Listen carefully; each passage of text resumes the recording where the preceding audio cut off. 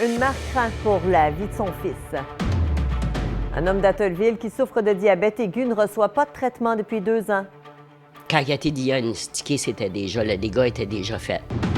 La péninsule acadienne verra 7 nouveaux autobus rouler sur son territoire, une avancée importante pour le transport en commun. On peut donner accès au déplacement à ces gens-là, que ce soit pour se rendre au marché du travail, à l'hôpital ou quoi que ce soit.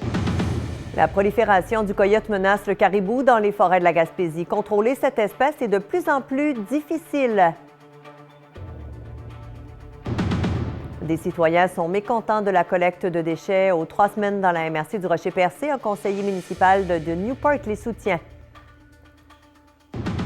Votre TVA Nouvelle commence maintenant.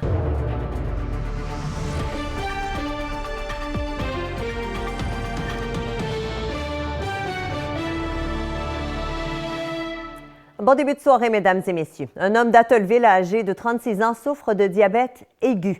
Il n'arrive pas à obtenir des soins à domicile. Sa mère craint pour sa vie. Ses expériences à l'hôpital de Campbellton ont été et continuent d'ailleurs d'être un véritable cauchemar. Honorine, sa mère lance un véritable cri du cœur aujourd'hui. Oui, en effet, le contexte est des plus pénibles pour Eric Ouellette, qui ne reçoit pas les soins adéquats en lien avec sa condition, et sa mère qui prend soin de lui considère la situation complètement déshumanisante. Elle est indignée.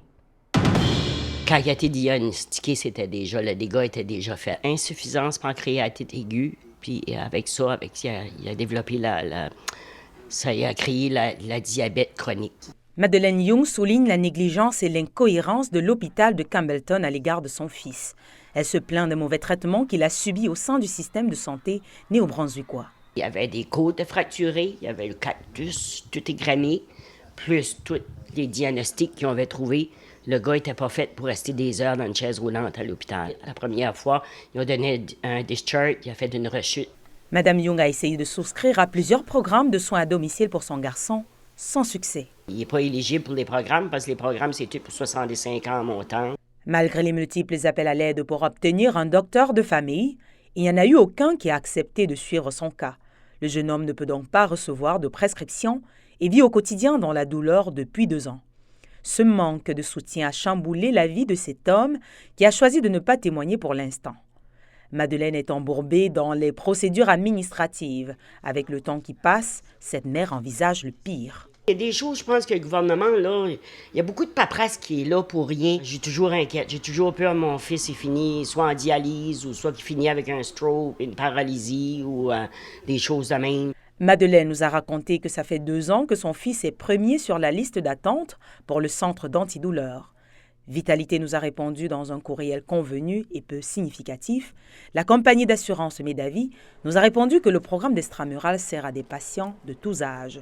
Mais nous ne savons pas encore si l'absence d'un médecin de famille pourrait être la raison du refus d'Eric Ouellette.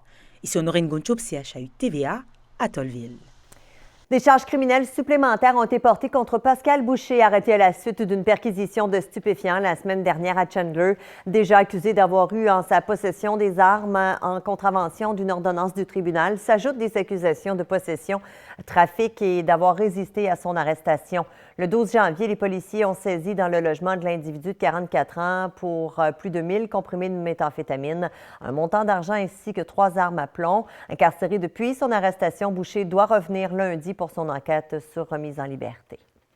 La péninsule acadienne sera desservie par le transport en commun d'ici 2024. Ottawa investit plus d'1 million de dollars dans le but de permettre aux habitants du nord-est du Nouveau-Brunswick de circuler à faible coût. Patrick Giguère. Moins de 2 mois après le lancement officiel du projet pilote de transport en commun entre Shippagan et Caraquet, Ottawa injecte plus de 1 million de dollars pour étendre le service à l'ensemble du territoire. La demande avait été faite, ça fait un certain temps. On attendait une réponse positive. Je pense que le travail est bien entamé. Puis l'annonce d'aujourd'hui va nous permettre d'aller plus loin avec le transport en commun. L'achat de 7 autobus permettra d'ajouter des arrêts et trajets entre Caraquet, Shippagan, Tracadie et Lamec. Les gens à l'extérieur des lignes régulières pourront faire appel à des mini-fourgonnettes. Quelqu'un d'une région comme par exemple Miscou pourra demander à se rendre à Caraquet. Donc, ce qu'on va faire littéralement, on va aller le chercher chez lui et puis l'apporter sur le service, par exemple la ligne de Lamec, pour ensuite suivre l'horaire régulier. C'était clair depuis le début qu'il y aura un frais, mais le frais se veut d'être accessible. Selon les acteurs au dossier, l'arrivée d'un transport en commun digne de ce nom devrait entraîner une amélioration des conditions économiques, sociales et environnementales dans la région. On peut donner accès au déplacement à ces gens-là, que ce soit pour se rendre au marché du travail, à l'hôpital ou quoi que ce soit. Donc, c'est que du positif. On espère que la population va embarquer. Il reste le défi de convaincre les gens graduellement de changer leur comportement, leurs habitudes. Et donc, la donne n'est pas jouée encore, mais nous sommes sur une très, très belle trajectoire. Mais Yves Bourgeois, qui a travaillé fort pour voir le projet se concrétiser, se réjouit du changement de cap, mais ne crie pas victoire trop vite. J'étais particulièrement heureux de voir des gens dans la salle qui, je ne dirais pas étaient opposés au projet, mais posaient beaucoup de questions. Et maintenant, aujourd'hui, on voyait clairement une évolution et que les gens se sont ralliés derrière ce projet-là. Alors, je suis très, très content. Les discussions pour instaurer un service d'autobus dans la région Chaleur fait aussi son bout de chemin. L'Association francophone des municipalités du Nouveau-Brunswick a obtenu 50 000 $ pour réaliser une étude de faisabilité sur l'implantation d'un tel service.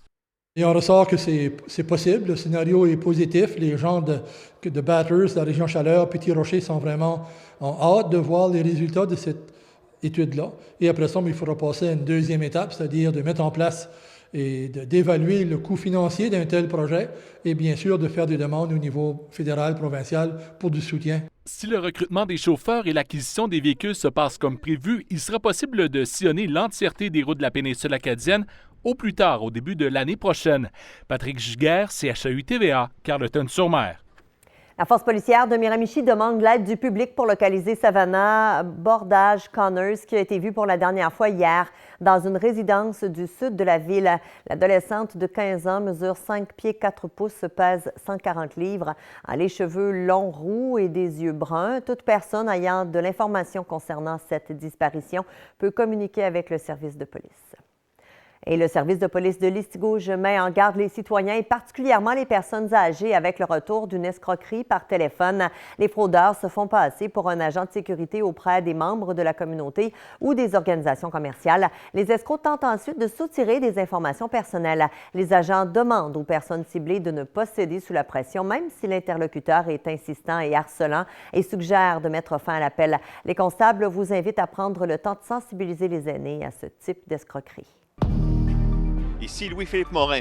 La prolifération du coyote se poursuit en Gaspésie. Qu'est-ce qui est fait pour en diminuer l'impact? Les détails après la pause.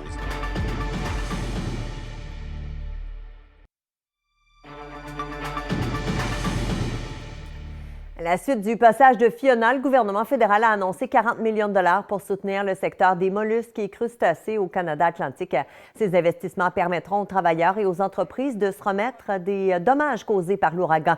Fiona a particulièrement affecté les récoltes, les équipements et les infrastructures de l'élevage de coquillages. La majorité de la somme versée par Ottawa servira à la réparation et au remplacement d'équipements, à compenser la perte de produits ainsi qu'à mettre en œuvre des projets à long terme d'adaptation aux conditions météorologiques extrêmes. La période de mise en candidature pour l'élection au poste de maire des Îles-de-la-Madeleine a officiellement débuté aujourd'hui. Les candidats ont jusqu'au 3 février pour faire connaître leurs intentions en vue du scrutin le 5 mars prochain.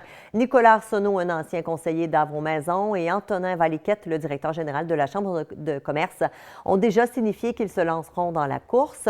Un vote par anticipation aura lieu le 26 février. Rappelons que Jonathan Lapierre occupait cette fonction.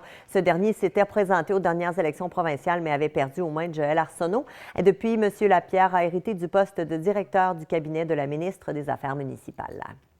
Avec la population de caribous qui se maintient à peine, les experts pointent du doigt la destruction de leur habitat, mais aussi une plus grande prédation du coyote, entre autres. Le canidé continue de proliférer en Gaspésie et menace le fragile équilibre écologique. Louis-Philippe Morin.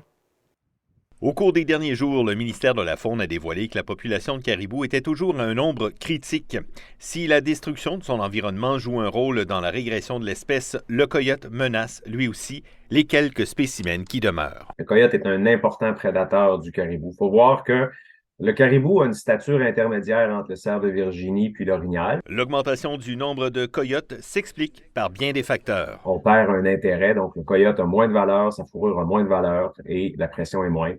Donc, les abondances sont élevées. L'entièreté de l'écosystème gaspésien est menacée par le coyote. On vient de voir, en 85, on avait un cheptel de chevreuil en Gaspésie évalué à 17 000 têtes.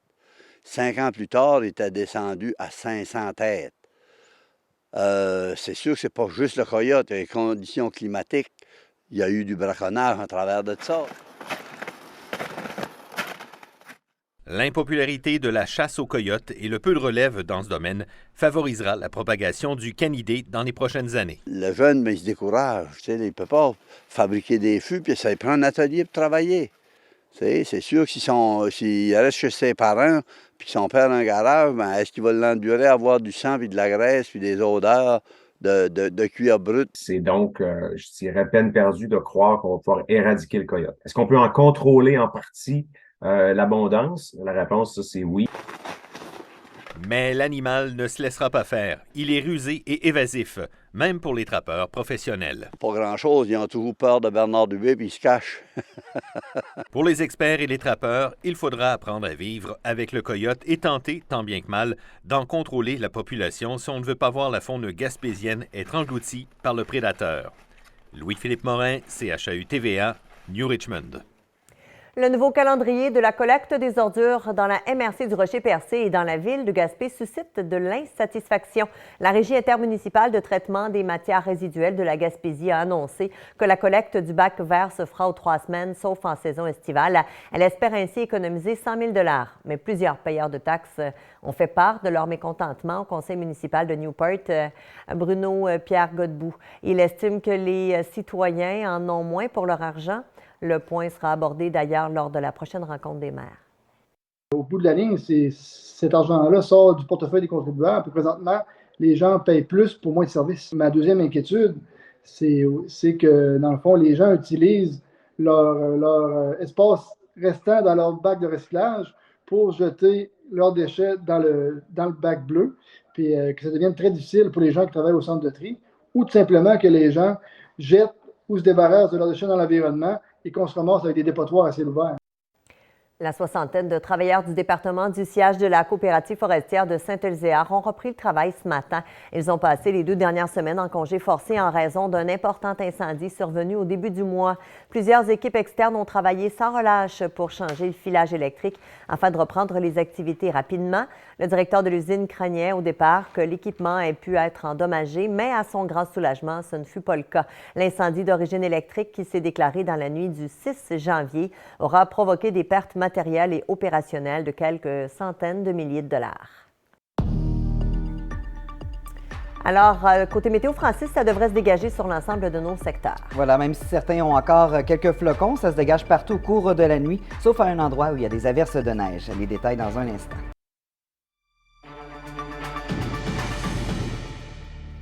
Deux terrains deviendront disponibles au centre-ville de Gaspé pour de nouvelles constructions dans les prochains mois. Celui qui accueillait le garage du ministère des Transports ainsi que celui de l'Arena feront l'objet de consultations citoyennes pour en déterminer l'utilisation à venir. La MTQ doit décontaminer son ancien terrain avant toute chose. Les coûts de cette décontamination sont partagés entre le ministère et Gaspé. Le maire Daniel Côté croit que l'utilisation préconisée de ces 2 emplacements devrait faire place au logement.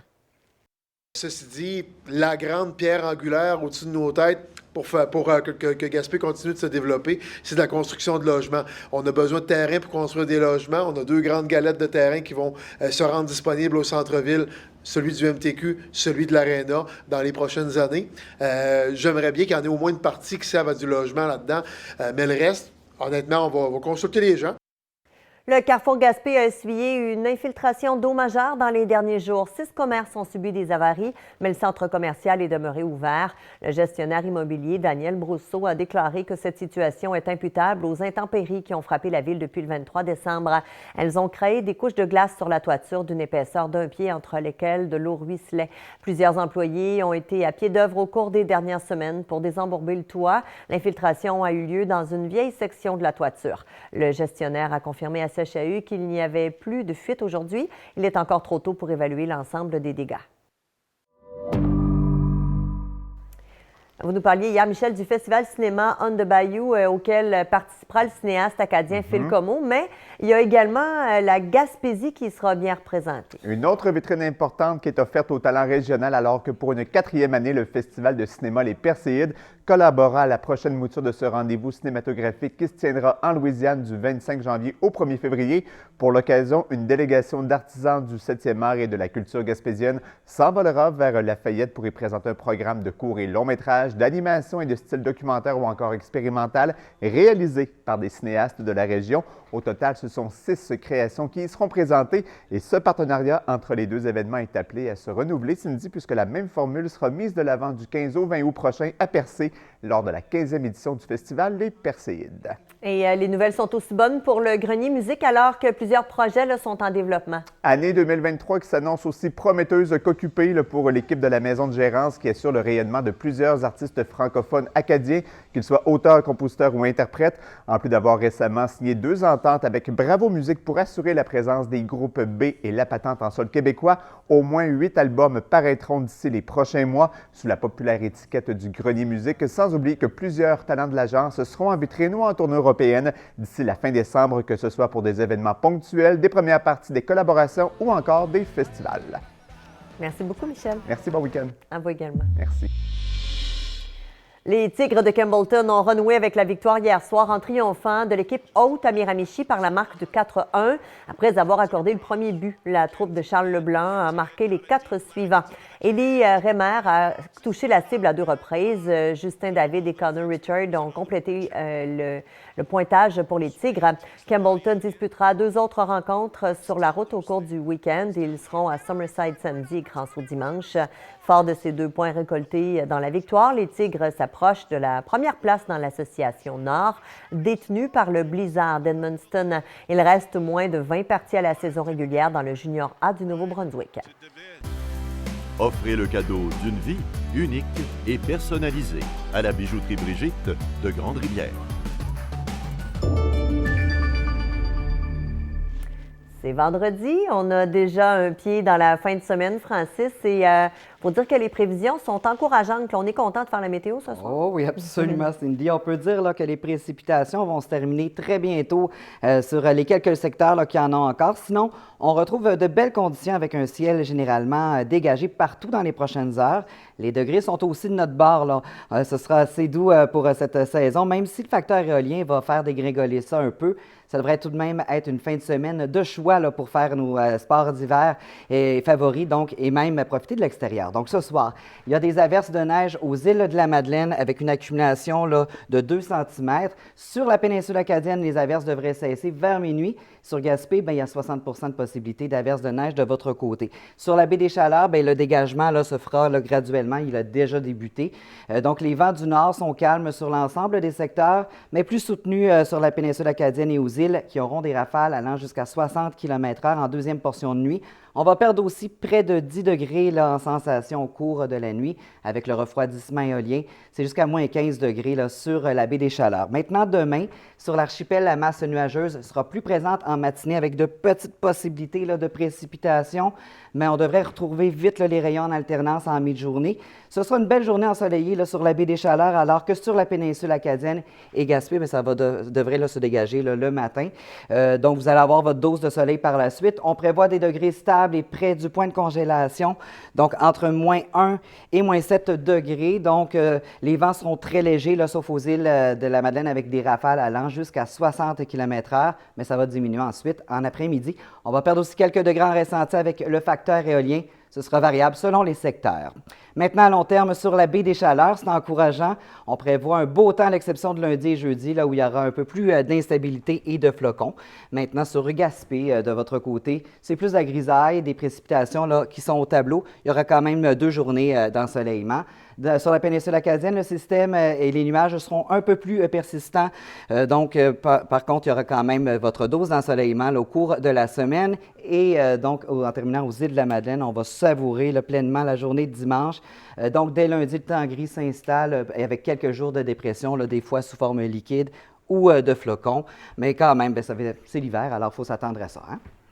Exactement, même si les mercures présentement ne nous font pas sentir en hiver, en tout cas pas en plein mois de janvier. C'était presque le printemps aujourd'hui. Les gens qui n'aiment pas le froid, dont Michel Roussel, qu'on a vu au culturel, sont très heureux. Il va être très, très heureux de ça. Oui. Ouais. Bonne fin de semaine. Vous aussi. Alors voilà, c'est complet. Vous aussi, profitez-en. On se retrouve lundi en pleine forme et pour d'autres nouvelles sur vos régions. Au revoir.